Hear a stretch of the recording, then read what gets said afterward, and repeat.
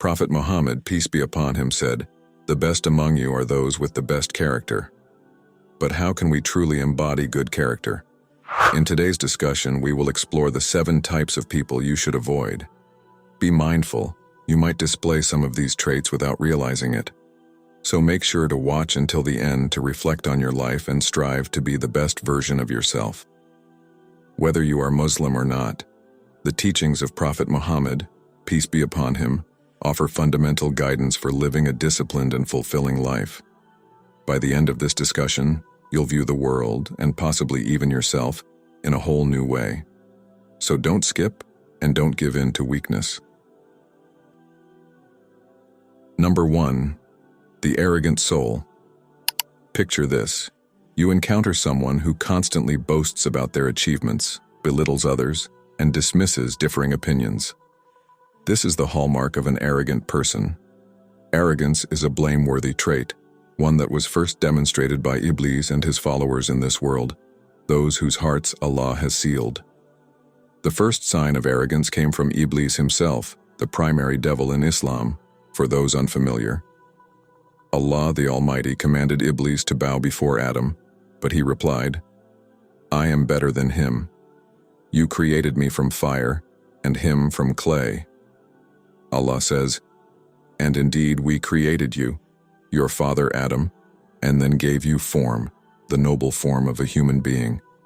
Then we commanded the angels, 'Prostrate yourselves to Adam,' and they all prostrated except Iblis. He refused to be among those who prostrated." The Prophet, peace and blessings be upon him, said, "No one who has an atom's weight of arrogance in their heart will enter paradise." Now, if you are someone who likes to present yourself well, for instance, with nice clothes and shoes, is this arrogance?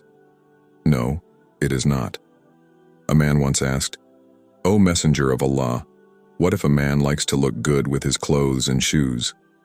The Prophet, peace be upon him, responded, "Allah is beautiful and loves beauty." Arrogance means rejecting the truth and looking down on others. Arrogance blinds us to our flaws, disconnects us from others, and ultimately distances us from Allah. When you encounter arrogance, remember that it often hides deeper insecurities. Instead of reacting with arrogance, respond with patience and kindness. Listen carefully to their perspective, and if the moment allows, share stories of humility from Islamic history. If you find arrogance within yourself, remind yourself that others are just like you.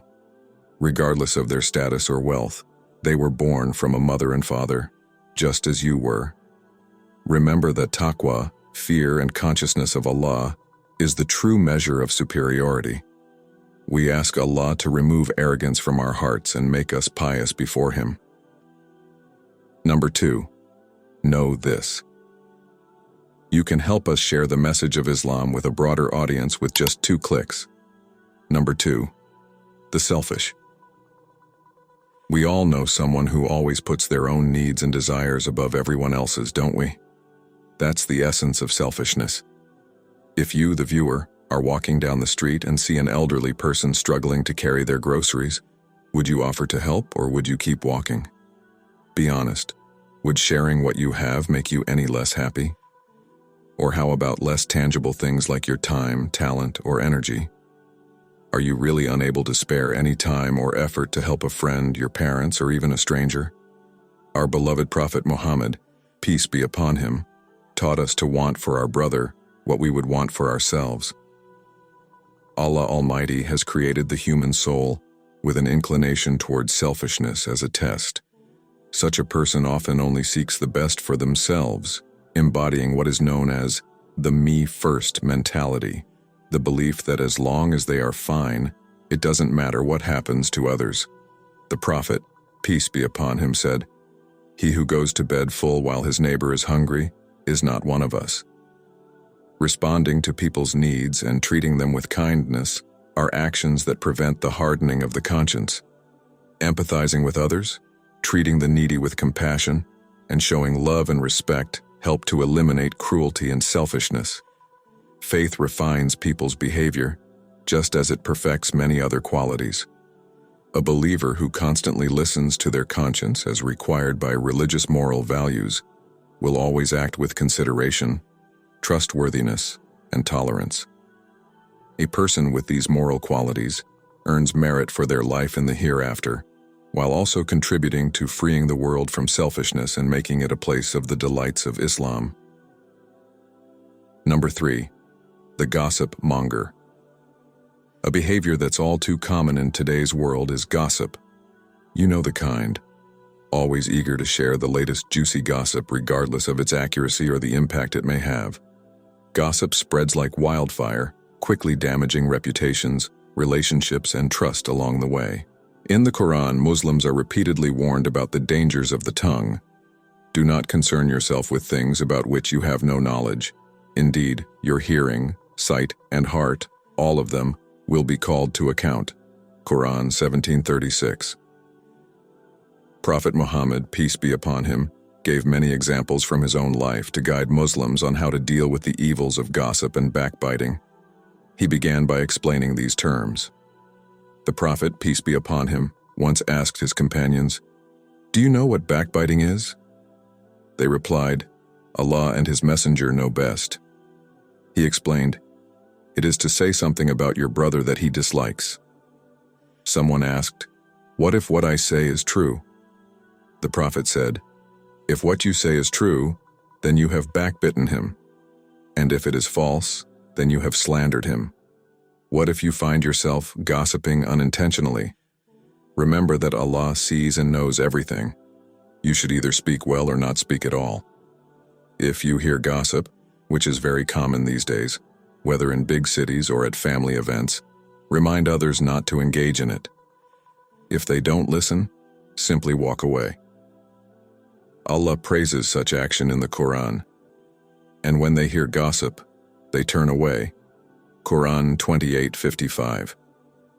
When you come across a rumor, always assume the best of the person involved. After all, it's called a rumor for a reason. Try to make excuses for others. If you think someone has done something wrong, try to see the situation from their point of view. This will help you avoid focusing on the negative and lessen the urge to talk about it with others. Most importantly, repent to Allah for any mistakes and seek forgiveness from the person you may have wronged. There are certain exceptions to gossiping, such as when filing a complaint to a judge or seeking help to stop someone from committing a sin. Number 4. The hater. Hatred and animosity are destructive forces that can tear communities apart. This occurs when individuals harbor resentment, ill will, or hostility towards others. While we don't always have control over which thoughts first enter our minds, we do have the choice to either ignore or pursue them. Our voluntary thoughts are simply internal statements, and the rule is to engage only in good thoughts or keep our minds silent. In the Quran, Allah reminds us in Surah Al-Hujurat 49:11, "O you who have believed, let not a people ridicule another people. Perhaps they may be better than them." All human beings were born from a single set of parents, Adam and Hawa, and Allah created Adam from dust. Islam's teachings strongly discourage and prohibit any form of discrimination, let alone hatred, based on race, color, nationality, caste, creed, or sect. All humans are absolutely equal in the sight of the Creator, and no one is superior to another except through piety and good deeds. Islam prohibits its followers from hating or despising other people. Instead, it encourages believers to despise the evil qualities or behaviors found in some individuals, such as kufr, nifaq, or any form of falsehood or wickedness.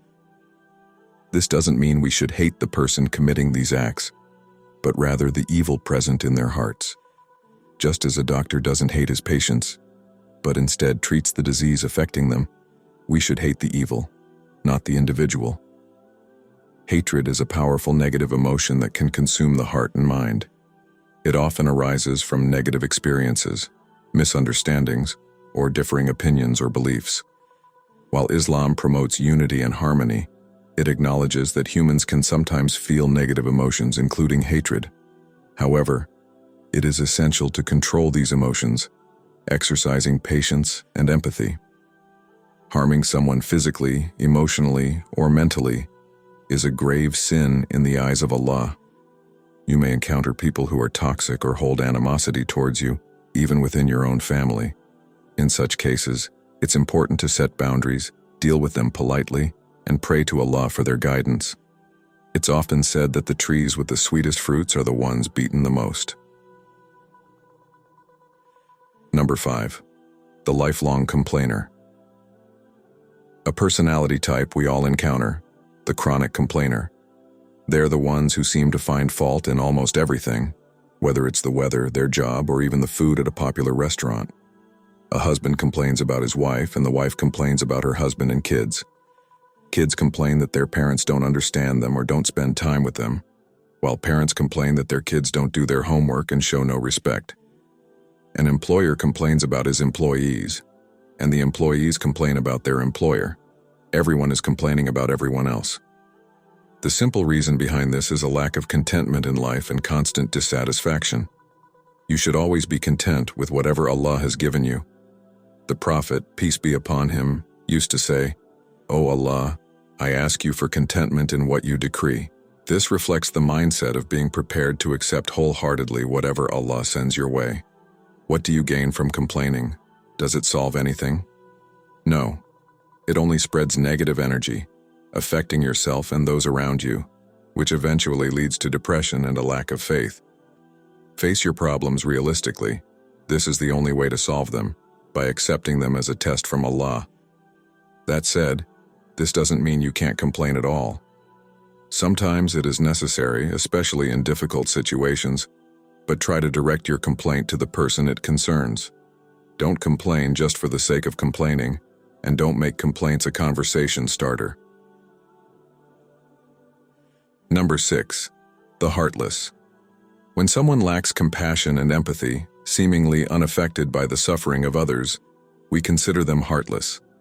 In Islam, kindness and compassion are highly valued qualities. We all want empathy from others, yet we often hesitate to offer it ourselves. Our beloved Prophet Muhammad, peace be upon him, was never heartless to anyone, even his enemies. As followers of this noble example, we should strive to behave the same way, showing compassion and kindness to all. The humble person is always a good listener. We may disagree with our brothers and sisters on various matters, but we must never forget the behavior expected of a good Muslim. In today's generation, many people have become heartless even towards their own parents. Humility and a gentle approach break down barriers, reduce aggression, and remove hostility. Allah tells us that a person who is rude and harsh cannot make others understand his valid points. Such a person is never liked and cannot leave a positive impression on those around him. In Islam, doing good deeds and having the right beliefs go together. Good actions are the proof of a righteous heart. This is why the Quran often refers to true Muslims as those who believe and do good deeds. Both the Quran and the Holy Prophet, peace be upon him, teach that the best among us are those who show the best behavior towards others. Those who become heartless often do so because of their own suffering or difficult upbringings. They may project their pain onto the world, displaying animosity towards everyone. Don't get me wrong. There are times when being heartless may work to your advantage, such as when dealing with manipulators or recognizing false intentions. But remember this: accept your scars, heal, and always control your emotions. It's easier said than done, but know that if you focus on the hurt, you will continue to suffer. If you focus on the lesson, you will continue to grow. Number 7. The deceiver. The deceiver is someone who resorts to dishonesty and manipulation to achieve their goals, often at the expense of others. Manipulation and deception are disgraceful traits that go against the character of a decent person. Imagine working tirelessly on a project at work, spending late nights to ensure its success. Enter Mark, a seemingly friendly colleague who often shares ideas with you and appears genuine. One day, during a meeting called by the senior manager, you are shocked to see that the idea you envisioned and worked hard on is being presented, but not by you. Mark has stolen your idea and presented it as his own, without giving you any credit. That feeling of betrayal is where the deceiver thrives. They take pleasure in using others for their personal gain. Once, Prophet Muhammad, peace be upon him, noticed a food stall where the food looked dry on the surface. He placed his hand inside and found it damp.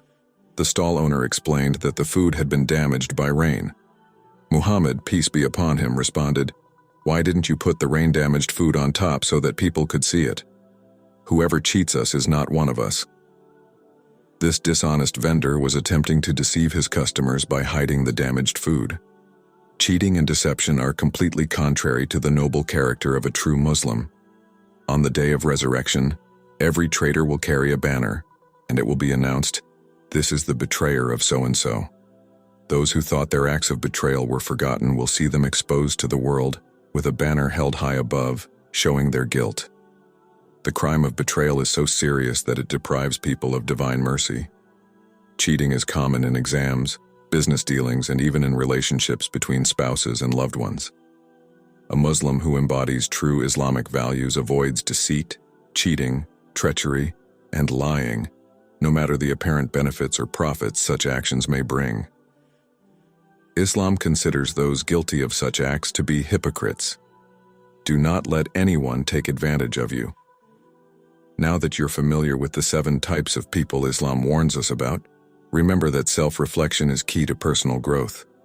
Each type serves as a reminder, a mirror that reflects not only the traits we may see in others, but also those we must watch for within ourselves.